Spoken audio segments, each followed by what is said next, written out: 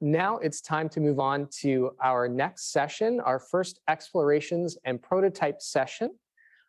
So I'm going to introduce one of the explorations and prototypes chairs, Alexander Wiethoff.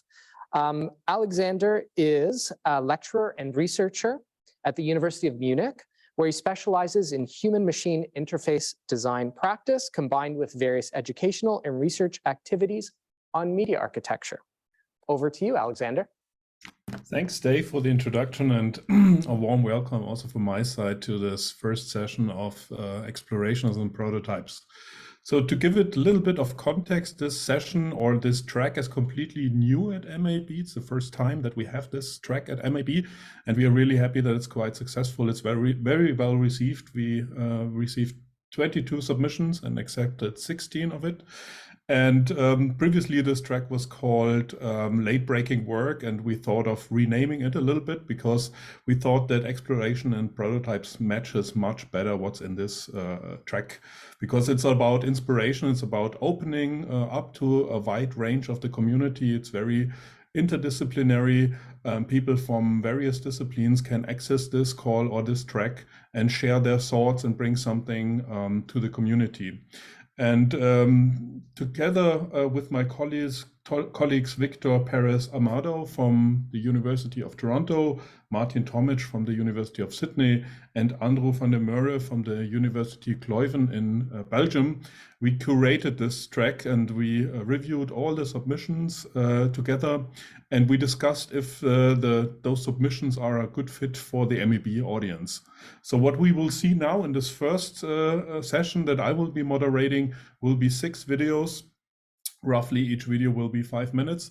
And then afterwards, I would also like to have a little panel discussions with you, with the audience, but also with the speakers. So get out your sketchbooks and your notebooks and note down some questions while I will play the videos. So we will jump right into it. I will play the first video, will be by Stavros Didakis. He's a professor at NYU and he's based in Shanghai. And his talk is called 1000 Cities. And I will therefore share my screen with you. And I hope the video plays well, but it should. 1000 Cities is a project that investigates human-machine co-authorship in the age of rising artificial intelligence and machine learning. The work consists of a series of AI-generated cities that appear as images with accompanying textual descriptions. Both images and text have been collaboratively imagined by a human creator and multiple AI and ML systems. Drawing inspiration from Italo Calvino's Invisible Cities, the work presents a case of human-machine co-authorship focusing on themes of creativity and originality.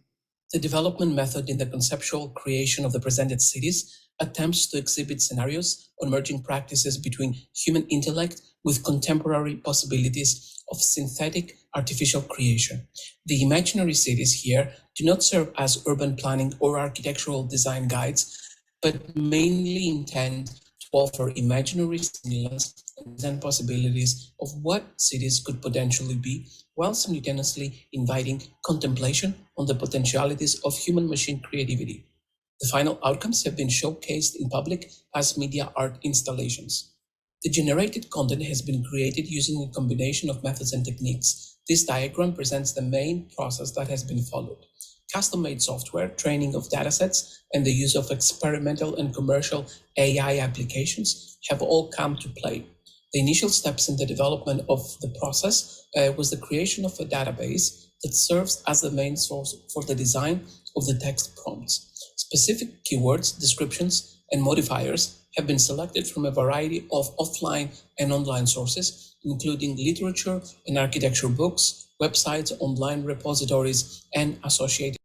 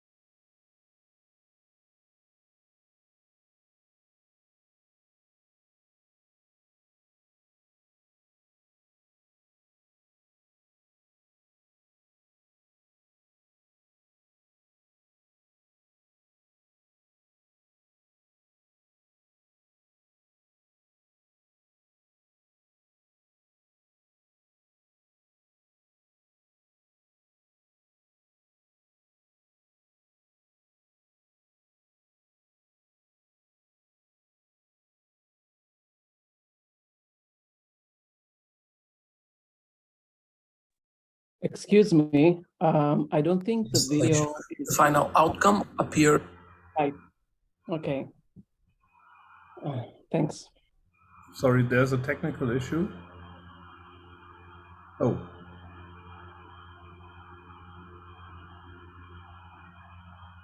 Oh, so maybe I rewind the video and play it again, so you can all listen to the video. By a human creator and multiple AI. Sorry, I think for the first few minutes it played well. Maybe on the second, you can continue on the second slide. Here on the diagram. Yeah. Okay. On the diagram. Okay, on that's diagram, fine. Yes. It should be here. Yeah. Thank you. Thank you. And techniques. This diagram presents the main process that has been followed. Custom-made software, training of datasets, and the use of experimental and commercial AI applications have all come to play. The initial steps in the development of the process was the creation of a database that serves as the main source for the design of the text prompts. Specific keywords, descriptions, and modifiers have been selected from a variety of offline and online sources, including literature and architecture books, websites, online repositories, and associated communities. It is important to note that no copyrighted material or works of living artists were added to the prompt database. The resulting prompts were fed into image and text generators. Here, it was important to have a prose style that reflects on various themes, including society, culture, language, time, memory, death, or the human condition in general. The images then should be able to reflect a certain aspect of the constructed narratives. It was not necessary to consider a final result that would be coherent as a combination of text and image and attempt to present content that appears original and unique. The curation of the final images was done meticulously, examining hundreds of cities to select the ones that will be published. In this final selection, a harmonious blend of diversity and consistency had to be achieved, as it is important to not only consider one singular city, but to reflect on the conceptual thread that is woven between them all. 1,000 Cities has been exhibited in Shanghai as a public multi-screen installation. The final outcome appears on 5 custom-built LCD displays. The displays lack polarization filters that cause the projections to be invisible to the naked eye. However, in front of the screens, one may find a glass partition onto which patches of polarization filters have been applied. In order for the viewers to experience the work, they need to gaze through these filters. This creates a poetic and provocative reflection on the process of accessing our imaginative and creative faculties. It posits that these modes of thought and expression emerge when we disengage from the constraints of conscious reality, allowing ourselves to enter a realm of abstraction, flow, and synthetic ingenuity. The work has also been featured in AI Plaza at Westbank in Shanghai. The content here is being displayed on a 7x7 ceiling screen and a vertical screen of a size of 5 by 15 meters. In this instance, there are no polarization filters, but a reworked animation has been created to fit the context and technical specifications of the current site. Finally, at the moment, I am planning a larger exhibition that will consist of a range of media and interactive works that focus and further expand on this particular topic. The exhibition will also consist of a symposium and workshops with international experts on AI art, architecture, and science fiction writing. Generated content produced with AI technology raises critical questions about the relationship between computational automation and artistic expression. Even if the produced content is coherent and in many cases indistinguishable from the ones created by a human, they often lack depth and contextual criticality. The ability to generate thousands of images and text instantaneously through AI technology may seem beneficial, but it also diminishes the significance of traditional art-making processes. The artist is relegated to a passive role rather than an active participant in the creation of the meaning. To truly grasp the implications of generated content, it is necessary to situate them within the broader discourse of art, examining the relationship between technology, creativity, and the human experience. The invention of the camera has made it possible for creators to easily capture snapshots of reality. However, this does not mean that any random snap can be considered a work of art. It is only when we place the content within a specific context and use the technology in a deliberate way that we are able to transform it into an artistically valuable entity. When this is achieved, we witness the technology and the medium itself fading into the background, while at the same time experiencing an empathetic resonance that allows us to imagine and internally reflect. It is our responsibility to use AI as an extension of our creative and critical faculty to identify connections between the computational content and the narratives that inspire and intrigue us. It is only through this process of co-authorship and critical understanding that AI-generated content can be fully understood and appreciated as art. Thank you all for listening. Thank you, Stavros. Very inspirational talk. Next up is Leslie Loeb. She's an assistant professor at Cornell University, and her project is called UnFrame.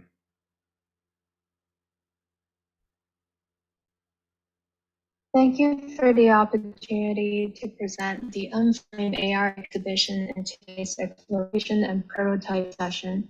I'm Leslie Locke, assistant professor at Cornell University, and will present on behalf of my co-authors. UnFrame is an augmented reality exhibition on the history of timber framing in the northeastern United States. Housed within the experimental structure Unlock Tower, the exhibition was part of the 2022 Cornell Biennial. 3 distinct timber construction periods and typologies were summarized and exhibited through custom design panels. Through the lens of material efficiency, the content addresses how much of the tree do we actually use, are trees locally sourced, and how can these modes of construction help reframe the way we think about our future built environment. From the visitor front end, users can use the Follogram app to scan 2 QR codes to download the model and to orient the model. The tower is in the center of the physical exhibition, and the AR exhibition is illustrated in purple here and is divided into 3 parts. In the form of a full-scale traditional longhouse, a platform framed house, and a robotically fabricated unlock method.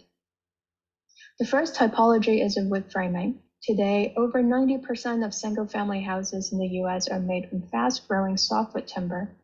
A typical platform-framed house uses almost 70 tree logs that are between 10 to 16 feet in length. Sawmills then post-process logs into dimensional lumber, and during this process, about 30% of the log is discarded as waste. The exhibition shows a full-scale 2-story single-family house with all the logs necessary to construct it. In response to the emerald ash borer epidemic in North America, the research team developed the unlog method to use infested ash tree in the construction of the tower, using robotically cut round wood logs that are stretched into wood panels, demonstrated as in this drawing. And this method questioned how far a single log can be stretched, both literally as an assembly and figuratively as a valuable resource. The AR component visualizes several full-scale trees with sections removed to demonstrate the log stretching method.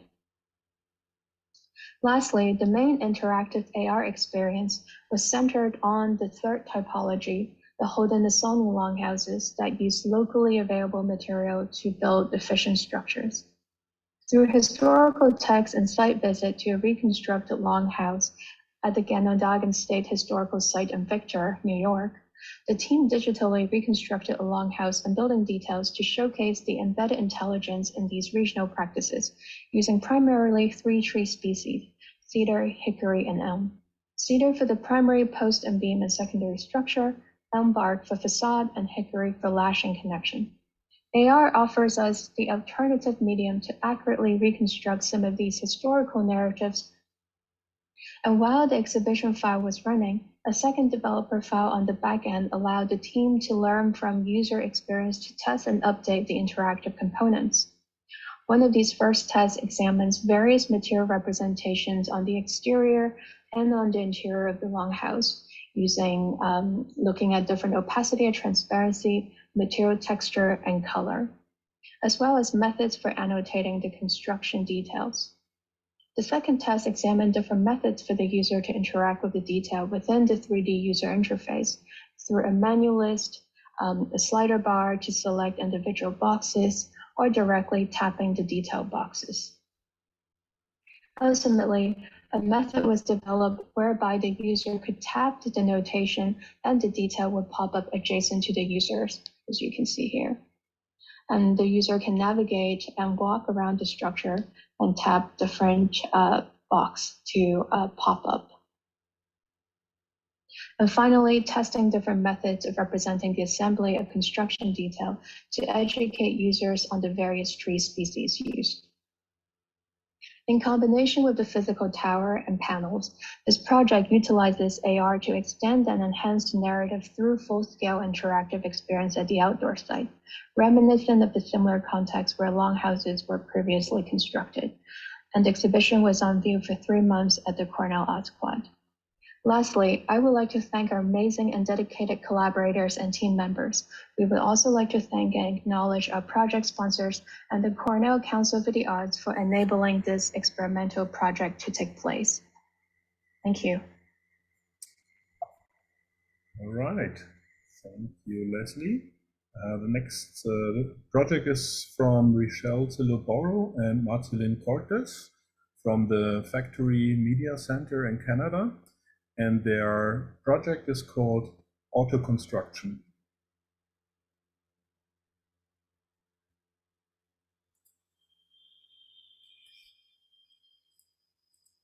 Good morning and good afternoon to our fellow Biennale participants and others joining us locally and globally today. Before we get started, we wanted to thank the Media Architecture Biennale for this amazing opportunity. I'm Richelle Sibolboro, board member of the Factory Media Center located in Hamilton, Ontario. The Factory Media Center is a non-for-profit, artist-driven resource center dedicated to the production and promotion of creatively diverse forms of independent films, videos, and other streaming multimedia art forms. Our mission is to develop and support a vibrant, sustainable, creative, and diverse community of members within Hamilton and its surrounding region who are involved or interested in the art, the craft, and the technologies of motion picture media. In addition to our mission, we also provide access to facilities, equipment, peer resources, and educational initiatives to the community of time-based visual artists and to the community at large. Through our programming, we hope to encourage the development and appreciation of all related visual art forms. For the Media Architecture Biennale, we partnered with Malitzin Cortes, a Mexican musician, live coder, and creative technologist. Her work includes live coding, live cinema, installation, virtual reality, creative coding, sound design, experimental music, and sound art.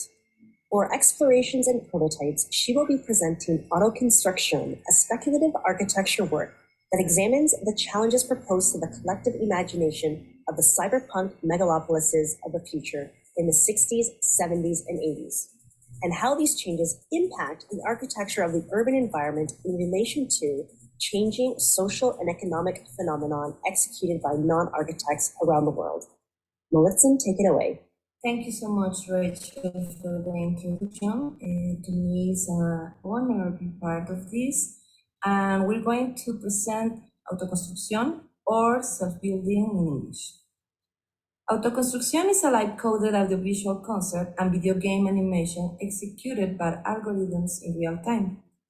The concert narrates through a speculative architectural fiction the phenomenon of informal housing in America, Asia, India, and some European peripheries.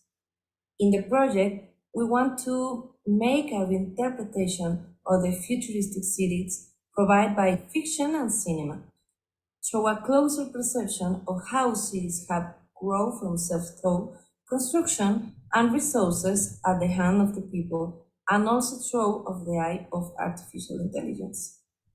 Self-construction represents the most real option for the majority of the popular classes that inhabit megacities, challenging traditional impositions, transforming their living spaces into a constant work in progress, giving rise to new forms of self-expression, where flexibility and informality reign, and pragmatism also. These expressions have evolved. The construction of the different fictions require a long search for this phenomenon and the categorization of some typologies, many of them truly extraordinary, the product of years of self-taught proposal. The result of these trainings are different typologies. After this first step, we combine trainings that result in a unique form, a digital hybridization. In this digital artwork, we explore the creation of collaborative imaginary 3D scenarios through machine learning. We use a large image dataset to visualize, synthesize a global phenomenon. To avoid the biases still present on the internet and some very recent artificial intelligence tools, we create a custom dataset that represents the reality of peripheral areas in major cities, the dreams and desires, who are not architects but builders. The growing self-construction is driven not only by economic crisis, real estate speculation, and the growing resource problem caused by climate change and global warming. It is also important to say that with the do-it-yourself culture, tutorials have created models of constructive and design independence, science internet resources. As a result, this phenomenon has spread beyond slums and countries considered developing. Cities can be explored like never before throughout the past records and in Google Earth. An important part of this research has been to understand the evolving styles. They are emerging and accumulating complex interpretations of different architectural styles. By using StyleGAN as the main receiver as pattern, in this way, the work also becomes a visualization of data on its surface in the music and the narrative it proposes. The work consists in 4 chapters through 45 minutes of an immersive concert in real time. The chapters are 1, informal style, 2, floating city, floating population, 3, agglomeration, and 4, anti-absolution shelter. And next, we will show you a brief fragment of chapter 2, floating city, mostly created by known architectural typologies called black works and intermediate finished work.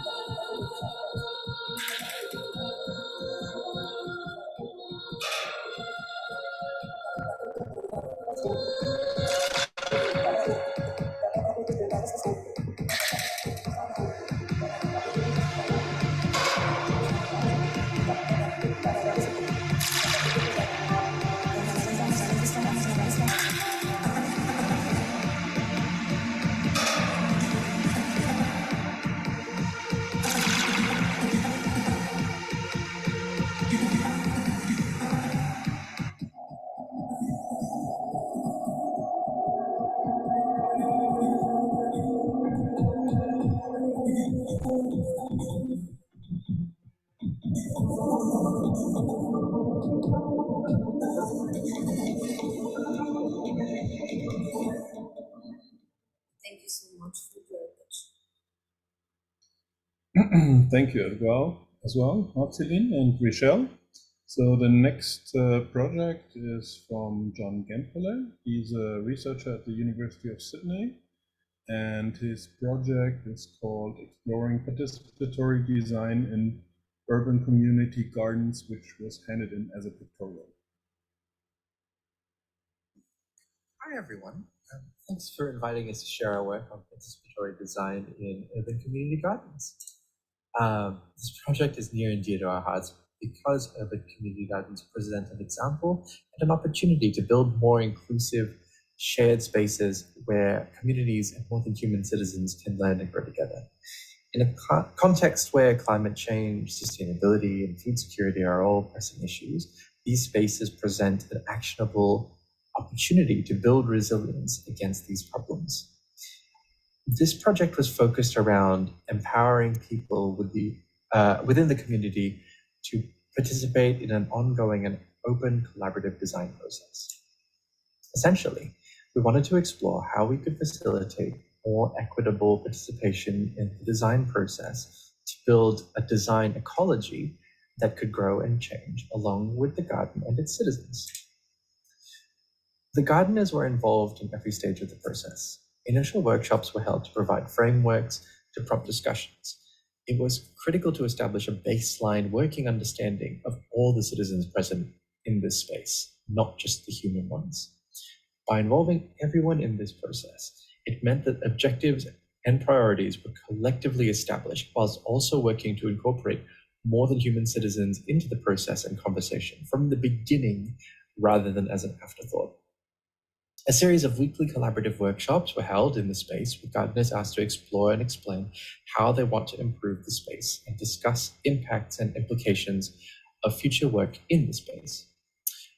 Participatory methods such as mood boarding, photo explorations, and persona generation helped actualize the outcomes of these discussions and establish an overview of the problem space across the gardeners. The outcome of this was a series of engagement channels that were tailored to the context and extant needs of the citizens in the space. It was key that the citizens in the space had a working collective understanding of the dynamics within the garden and their own impacts within that. As you'll see later in this presentation, this meant that beyond the initial installation, the gardeners were able to take on skills and objectives from the initial conversations and continued collaboratively developing the ecology based on their own priorities and understanding. Personas were used to represent an evolving collective understanding of how we were or weren't meeting the needs of all the citizens in the garden. They were a guide that entrenched mutual responsibility in the design process to continuously design and advocate for more than human needs. Personas in this project represented a number of key citizen groups, such as flora and fauna, that were local but invisible to the humans in the garden. They also represented the needs and threats faced by endangered species who should be in the garden but weren't. Lastly, we also had personas to represent future gardeners, to prompt conversations around what we would like to build and leave behind for them. A critical part of this process was establishing a congregation space within the garden that was the center of frequent conversations and workshops. In this space, tools were made freely available to anyone in the space for any projects, and notice boards were posted with ongoing projects and requests for materials. Records of previous discussions and outcomes were also posted on notice boards and hosted in a group message board that was accessible to everyone. The initial prototype structure was entirely constructed with recycled materials that were screened for contaminants and biodegradable. It was important to limit the negative externalities from human activity for the more than human citizens that lived in the garden. The parts of the structure that were permanently outdoors were planted with native pollinating and habitat flora so that they could meet more than just the needs of the humans who used the space once a week. For example, the wash area's drainage flowed into a wetlands bed that provided water and habitat for native frogs and insects. Measurement systems for temperature, pressure, humidity, and soil health were made modular and demountable so they could be stored and deployed around the garden as needed. Internet access and electricity were also established to record and upload these results to a cloud document. This equipment was made available during the weekly sessions to provide additional depth and observations to the discussions happening in the garden on the day. The most striking outcome of this project was the ongoing participation and ideation of the gardeners after the deployment of the initial prototype. A number of contributions to the design ecology were made by the gardeners after the initial deployment. The gardeners used a synthesis of methods, including those introduced in our workshops, as well as skills and resources drawn from their own diverse backgrounds. These included contributions such as an automated growing tent, collaborative methodology frameworks, irrigation systems from recycled tubing, mobile shelving and garden beds that were made from old shipping pallets. And while our study is not at all exhaustive, it has indicated that by building towards a space where democratizing skills and infrastructure is the focus, we are empowering citizens to act and advocate for their needs and that of their extended community, effectively becoming de facto designers in their own right. Participatory methods can play a valuable role in introducing new concepts and techniques that can become part of an ongoing conversation within shared spaces. Thank you. Thanks, John. Great project. And the next talk is by Nazareth and Kevin Gao from the organization Traffic. And the talk is called Unreal Estates.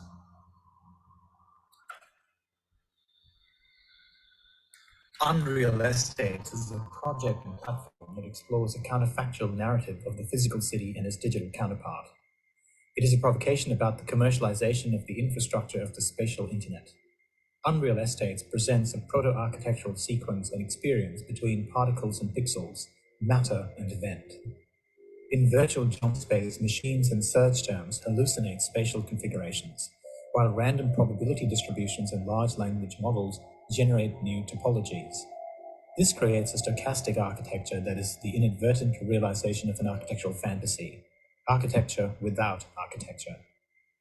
The project integrates digital media techniques and architectural design syntax to explore an immersive architectural experience where the physical and virtual are fused as seamless interfaces. The project provides new ways of engaging with the built environment and operates at the limits of material practice, extending the spaces open to the architectural imagination. Unreal Estates is the deviant yet symbiotic consolidation of technology and architecture, where the semblance of the real and the simulacrum of virtual proffer the opportunistic and unabridged virtualization of instruments of reality. It is property and architecture escaping the medium of their creation. Something from nothing, it from bit.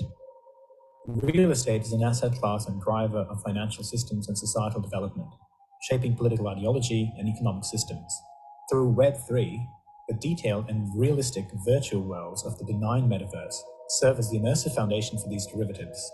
An unreal connection between the allotments and cadastral interfaces of the physical world of real estate dissolve into a metadata and pixels of virtual interfaces manifested through decentralized cryptographic chains, real-time physics, and gaming engines. Unreal Estates is an intangible sphere of hypothesis, conjecture, and supposition, of accelerationism, dilation, and escalation, risk, liquidity, short sells, margin calls, volatility. Unreal Estate sets in motion a web of recursions, infinite loops, and endless binaries. It presents the multiplicative, ratcheting effect of combinatorial innovation. It is the emancipation and burdening of the infrastructures of the city. It is when the virtual is inapparent yet imperious. In the virtual, we unravel architecture in higher dimensions and orders, a jump space, traversing between the ordinary, the alternate, and the sublime. Spatial configurations are hallucinated by machines and search terms, imprecise but statistical, frictionless, non-entropic space, exploration instead of order, invention as a substitute for ritual, terminal architectures of engagement, chance, disproportionate risk and reward, space without history, immortality with no determinate future. Pioneers, rebels, vagabonds, the asset class. They traverse these unreal estates as data structures and a complex web of preferences and choice architectures that define our virtual being, extrapolations, approximations, and augmentations. The asset class are built on archived action, where layers and histories are conserved. Indefinite and incomplete, we exist as a summation of data points and digital footprints. The digital realm is now integral to one's presence and reality. We will soon supersede benign avatars and inert assets and transcend biology. A virtual tribe of peripatetics are an immersive reflection and extension of us, next of kins. It is the unraveling of a paradigm where variants of you can exist autonomously and contemporaneously. A transcendent, synthetic consciousness that is an embodiment of the digital realm itself. We approach a quasi-religious experience to escape one's body. Memory, body, and identity are rewired. Our memories are no longer products of lived experiences through our virtual selves. They are implanted memories tethering on the unsettled boundary between the real and the simulated. They are, as Alison Landsberg describes, prosthetic memories, ghosts in the machine and gods out of the machine. Through the sequence, Unreal Estates attempts to describe and speculate about a possible domain of urban and architectural invention. That is, a city's imminent escape from cadastral space, embracing simulated, augmented, and virtual realms. There is an emergent opportunity to capitalize on the flux and wiggle between the absolutes. Architecture's capacity to impact upon the organization of social activities is inextricably linked to its precision encompassing, accentuating, and imparting precise vocabulary to the organization of economic and market forces. Unreal Estates is an epistle to the post-urban technotopia, with all its manifold tensions and misgivings, a postscript for the city on the cusp of a singularity. Great, thank you, Ian and Kevin. A very inspirational video. And the next talk in this session, and the last one, is by Maximiliane Nirschl. She's an artist and researcher from Germany, and she did this study and this project with the University of Applied Sciences in Amsterdam. The project and the talk is called Media Architecture for Neighborhood Resilience. Yeah, MAB team, thank you for giving us the opportunity to present our work at the Media Architecture Biennale. And dear MAB attendees, welcome to this short presentation on our pictorial Media Architecture for Neighborhood Resilience. My name is Maximiliane Nirschl. I'm an artist and designer from Germany, and I have worked on this together with Boudewijn, Boon, and Martijn from the University of Applied Sciences, Amsterdam in the Netherlands, and Jonas Löwgren from Lünchen University in Sweden. Our project was originally started within the research project From Prevention to Resilience at the University of Applied Sciences, Amsterdam. And we were interested, and still are, of course, how media architecture can contribute to neighborhood resilience. And in order to generate insights regarding these questions, we started off with concrete design examples of media architecture projects.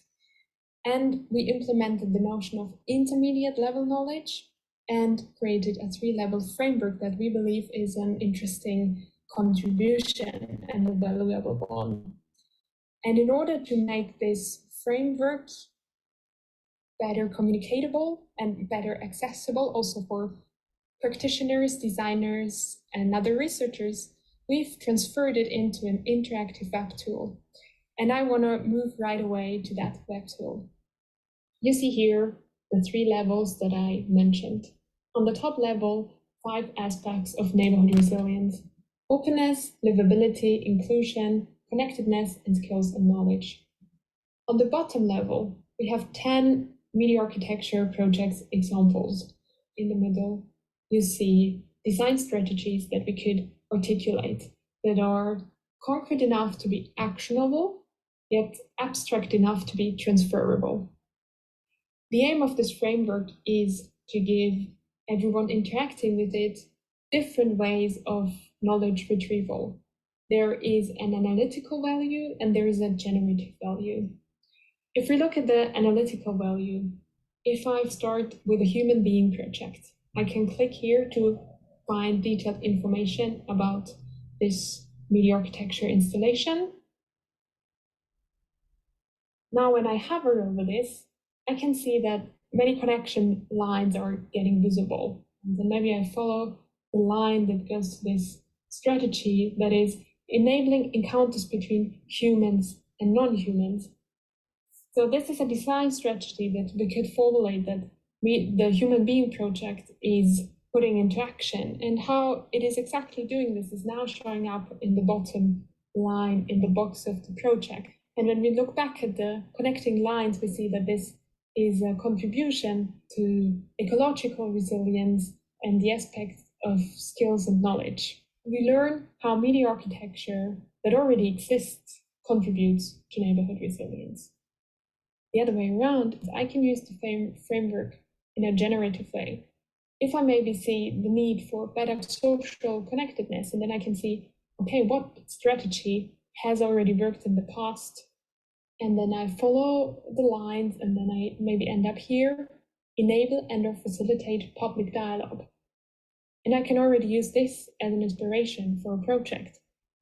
Having an interactive web tool, we even generate more insights because we can, for example, compare the number of connections. So there we also can see where great potentials are for media architecture. But of course, not only in media architecture, the discussion about a more than human perspective is growing. And we are also interested in how can we re-articulate this framework from a non-human perspective, and what can we learn from that? And can we create media architecture that is about the resilience of non-humans, and how could that look like? Overall, you see that there is a lot to be explored within that framework, but it also gave us lots of ideas and inspirations for future projects. And we invite all of you to go online, interact with our framework, and see what you can get out of this. And I hope this gave you a good overview of our work. We are looking forward to discuss it and to hear your thoughts. Unfortunately, I'm not available for the Q&A right now, but my co-author Martijn Waal is here for any questions and for all your feedback, and I'm looking forward to learn from him about your reactions. Thank you for your attention. Right, thanks, Maximiliane. And back to the Q&A. I'm sure you have lots of inspirations from those videos, and we have the authors here. So don't be shy, raise your questions. And I think Ava already has one question. So please, Ava, which talk do you want to address?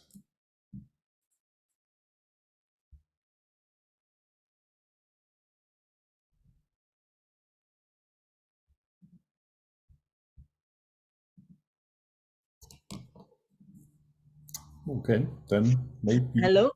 Okay. Can you hear me? Yes, we can. Hi, Ava. It's technology. I hear the words, I think, throughout, especially first presentations and towards the end, using the words like cities, consciousness, and so on, which to me, they sound like human related. But these are generated environments, right? So who is the inhabitants, and what's the meaning of these words? I mean, it's a general comment, but there is specificity with some of the presentations. But in general, the question is, if we are now dealing more with machines and the machines are generating environments, but we're using words that humans identify with, but I don't know who's inhabiting these environments. I wonder whether the speakers can reflect on this a bit.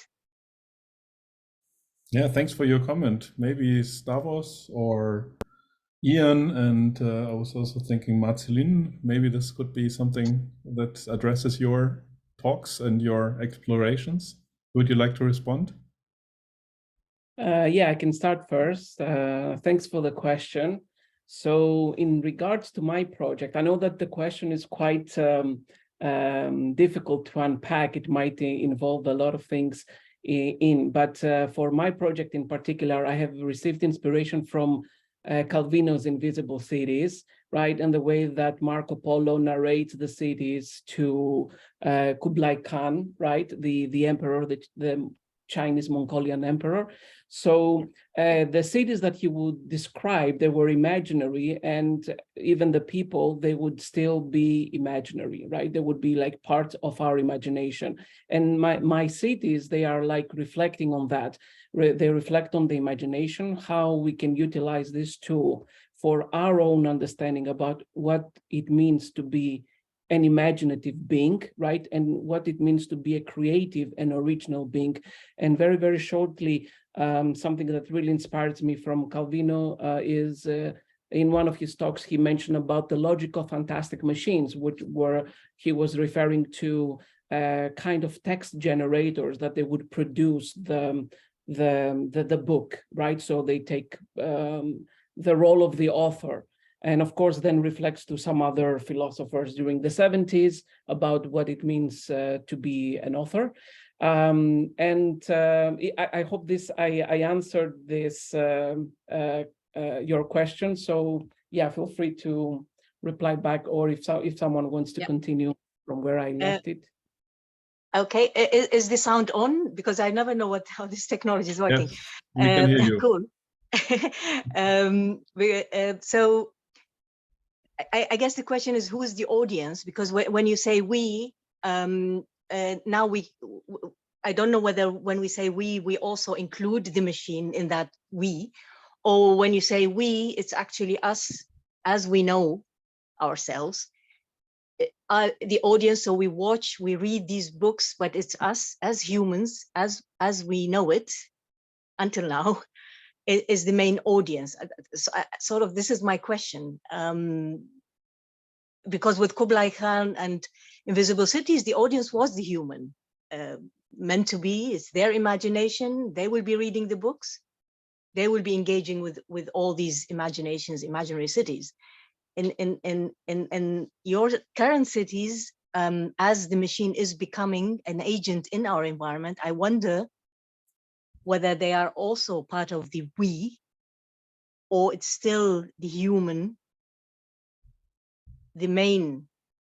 I don't want to take any other speaker's turn, but very, very briefly, I just want to say, as I understand that Ava specifically talks about my project, the we definitely refers to, in terms of the generation of the content, on the unpredictability of the machine, or at least on the latent space that the machine is using to generate these images. So certainly it will introduce an element of a randomness within that we probably as humans, maybe we will not get it or that fast or that accurate sometimes. And in terms of how we reflect on the work, when we say we, yes, definitely it is us, the humans, although in my show that I'm planning, and one of the installations that I will include in that show, and I haven't included in this talk because it's still an ongoing project, there is an element of the machine to kind of trying to evaluate if the content that it produced, or at least one agent that produced the content, then another agent is trying to evaluate how creative or original is that content that the other machine is generating. So specifically focusing on the creative and original elements. Okay, interesting. Yeah. Malitzin or Ian, do you want to? Yeah, no, I think that's can you hear me? Yes, we can. Yeah, no, I think that's a fantastic question, and I think maybe just to give it some context, I think the project that I presented was it's part of what I'm trying to look at as a kind of gradient between the physical city and the completely virtual city, and this is sort of the one extreme of that sort of exploration, and it's essentially came from a project that we did recently, which was to design a city block in the metaverse. And once we did that project, we were trying to figure out, well, exactly the point of the question, like who is this for, and who's experiencing it? And I think that's when we kind of invented what we call the asset class.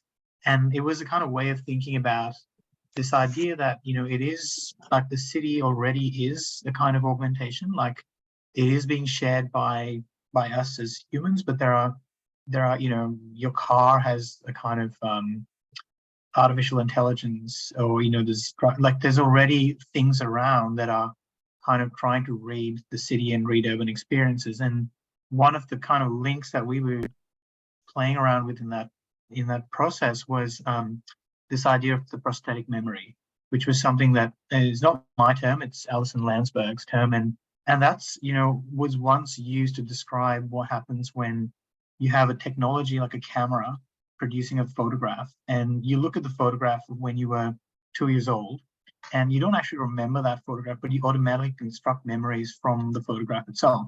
So it's kind of a way of thinking that, the way we experience things is going to be different. We're going to have, things that are, finding, like our search history, looking at stuff is a kind of creating a memory for, even though we may not have actually gone through that process, is doing it. It might be an automated thing that's already being included in our subconscious when we think about it, you know, or when we refer to it in hindsight. So it's really, I think that idea of, you know, it's probably a bit flexible in terms of the project that we have done, and it is the kind of you know, a holographic and augmented kind of system. Yeah. Thanks a lot. Marceline, do you want to add your thoughts here to this discussion? Yes, thank you so much. Super interesting question and amazing projects all. In the case of my project, it's interesting because when talk about machine learning, a lot of people imagine it's the proposal of the machine, but it's not like that precisely, because it's other way, the most sophisticated way, I guess, to visualize data. And this data is all content, all human content, because in the case of Stavros, the inspiration, I can understand it's Calvino, but all that series, it's the data of the series of the humans. In my case, my project is about other perspective about this dystopian or this kind of futuristic cities, because the reality is most aggressive than I don't know, than Mad Max or than Blade Runner proposals of our cities, and in a specific way, self-building phenomena is it's in all parts of the world, not only in Latin America in this moment. And my inspiration is the reality of these neighborhoods, of the reality of these parts of the city, on the around the city, and the machine just take these views and propose, but about just the reality of the people. Thanks for this great discussion. I have another question for you, Malitzin, because I was really inspired by your talk. I was thinking about one project that I actually heard from Urban Think Tank, who did a they did a large observation about Caracas and informal housing and a large documentation, and this reminded me a lot of your project. Do you think, like now with AI, yeah, we heard in the intro talk the attack of the creative industry. So there are some drawbacks, but there are probably also some opportunities. So do you also think those AI-generated visions could be utilized as an enabler, or maybe as an education medium to educate people who are not familiar with such ways of construction yet? So could this also infer like some of the future developments in your view, or how do you think about this?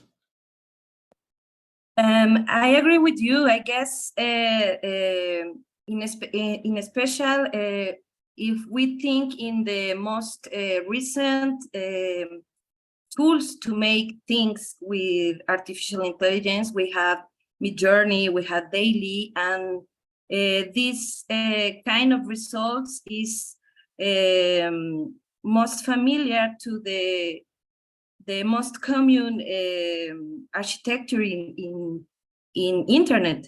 When you search about the most famous architecture and the most famous cities.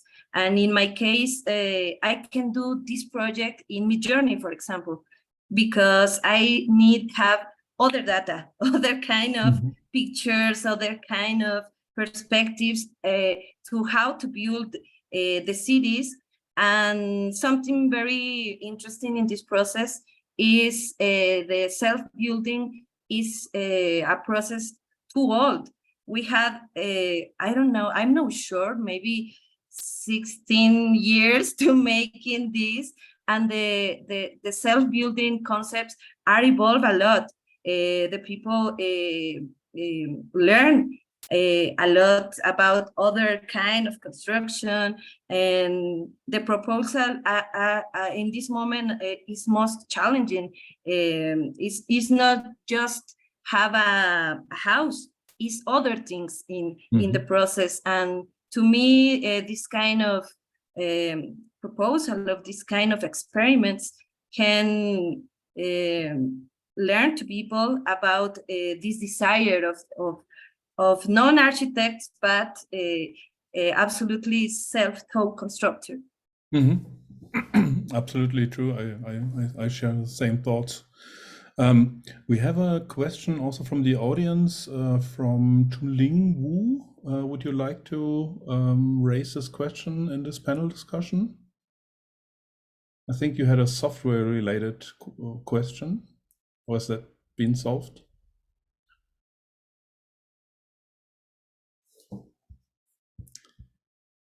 Okay, then probably this question might be solved. If not, please raise it again. I was also wondering, maybe we have another question for Leslie. I really liked your work. I found it very inspirational. And you teach people how they can learn about material and the history of construction. I was reminded of the essays of J.B. Jackson, who wrote about the architecture and how the landscape and the architectural language coins the habits of the people. Have you thought about including the social aspects and facets that could also be explored with AR in your installation? So it was more about the construction-related things, but was this also one thought of bringing into this how the architecture also coins and shaped the social behavior of the people? Like, for example, in gathering places that you've shown. Yeah, thank you for the comment and question. I absolutely agree with the importance of incorporating the social narrative and contextual narrative as well. For the sake of a 12-minute presentation, that was how much I could pack into it. But there's another aspect that it's the exhibition addresses the Cornell biennial theme called Futurities Uncertain.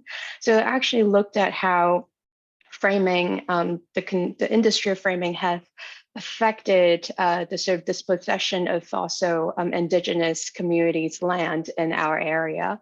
And so therefore, that's why the team, we decided to look into some of the more regional sort of wood typology to bring attention to actually that history, as well as how some of these spaces are used. So actually in the exhibition, there's further text that actually elaborate on how a lot of these communal structure longhouses serve each of these tribes and, you know, the families, number of families, and how spaces are used and organized, social and individual spaces as well.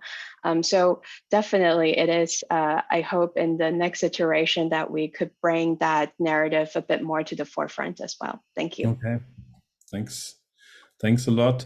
Thank you to all of the presenters and authors. I really enjoyed the session. It's truly inspirational to talk with you and show and watch all your videos and your talks. Thanks for that. And there's more coming up. So there's another explorations and prototype session tonight at 5 p.m. local time. And there's also an in-person exploration and prototype session next Friday, which will be moderated by Victor live. So thank you for that. And back to you, Dave. Thank you, Alexander, and to all of the presenters. We were really, wrapped in attention here, just totally taken by the ideas that you presented, the visuals. It was so rich. So thank you for that. Patricio, any thoughts? Yeah, one thing that struck me was the role of knowledge and sharing. There's this notion within, especially in AI, that where large language models or how training data is used, it's from everywhere and nowhere at the same time. But there's a real importance on locality. So whether it's in Mexico, whether it's in places where there's a local importance or vernacular, local knowledge, that needs to be part of the basis of how these imaginings happen. I'm also thinking of the Haudenosaunee structures and the knowledge of how to use particular timber in that region. That is very local. And so these types of imaginings, whether they're machine assisted or just through humans, I think it's really important just to keep on thinking about what the relevance is to that particular history, that particular social context, and that particular territory. And that's where the most exciting work I see coming. Not from nowhere, but it's from somewhere very specific. Mm-hmm. Definitely. And it really made me, a lot of these presentations made me think about the first theme of our conference, equity and access. So asking this question, who and what is involved in the planning, production, and programming of the environments that we inhabit? And I think a lot of these presentations really address that in lots of different ways and proposed different answers to that very question. So thank you for that. I think we're off to a great start, and I think to speak also for the explorations and prototypes chairs, we're quite pleased with the amount of papers or the amount of submissions that we got and the quality of the ideas, and people really responded to this. So, and this is just the start, as Alexander said. We've got 2 more of these sessions, and I should mention the proceedings. I've been mailing those out to everyone, are available. So if you want to get even more in depth into any of these presentations or connect with anyone, you could do that there. And even better, our next session is a half-hour break, a little bit less than half hour. But I would encourage all of the speakers and all of the attendees to hop onto our Gather space. I think Tanya has it up on her computer, and maybe she'll share that for a second, just to show you what that looks like. So Tanya's in our virtual space in Gather Town, and we've got volunteers there and other people hanging around to help you out. And you can interact with the space. You can, when you move close to people, you can start to speak to them and hear them, and you can check out all of the amazing student awards nominees projects, and our student awards are coming up later today. Okay, so that's it from us for now. We'll see you back on Zoom in half an hour. All right.